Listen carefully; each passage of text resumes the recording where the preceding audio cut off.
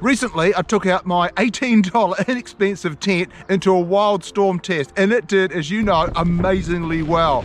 And I got to think, do you actually need a lot of known expensive gear to enjoy the great outdoors? So today, I want to dive in and look at, are expensive brands actually any better than unknown, inexpensive brands? And also, how do you keep things real out in the great outdoors? So it's not about gear snobbery or the great feats that you physically achieve, it's about having a phenomenal time. So if you're ready, let's get into it.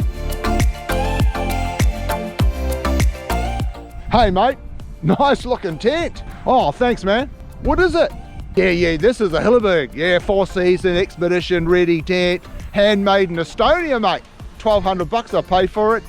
$1,200. How about yours? Oh, yeah, mine's like $1,800. And yes, I am guilty as charged because this tent over this tent is 66 times more expensive.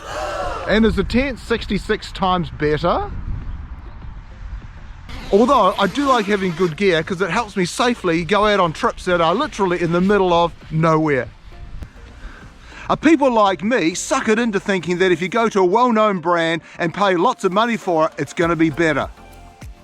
When you use my two contrasting tents as examples of all backpacking gear, what should be the main differences between the more expensive popular brands and the cheaper unknown brands?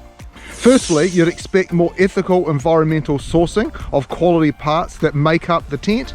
You'd expect better working conditions and pay in the factories where the tents are made. You'd expect things to be lighter and stronger. You'd expect greater variety of colours and styles across their range.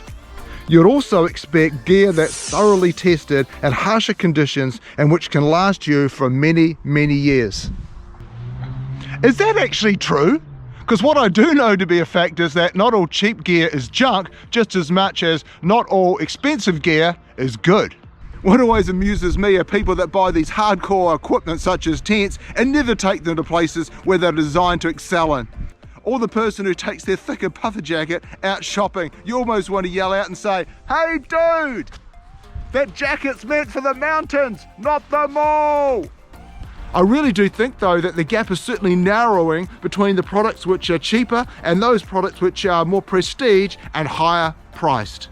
So the big box stores, which literally sell everything from tires to tents, are fighting back with better products that are higher quality, that are environmentally focused and sustainability sourced, and also at a really good price point. Why? Because this is exactly what people want. When you're out hunting for your next gear item, I wonder whether it could be helpful just to explore one or two unknown brands, more affordable unknown brands that you may want to consider looking at, because you could be pleasantly surprised what you discover. Of course though, if you're a budget price backpacker, then the lesser known brands generally come out on top. Take for example this tent waterproofing solution. It's 30% less than a well-known product. Whew, that was a big day. So how long did it take you to get here? Took us 5.5 hours to get here. Oh really? It only took us 3.5, mate. And when it comes to one-upmanship, does it really matter that whether you've got the lightest, the strongest, the latest, the greatest, the most expensive or the most exclusive gear? Well, depending on where you're going, it might. But the reality is that most people that are very keen to tell you how good and light their gear is and the great exploits they've physically done usually are speaking to an audience that aren't as open and as accepting as the people are in giving it. Okay, so the key takeaway from all this is to feel comfortable in your own skin, to buy the type of clothes that fit your budget, regardless of what the brand says or doesn't say on the sleeve.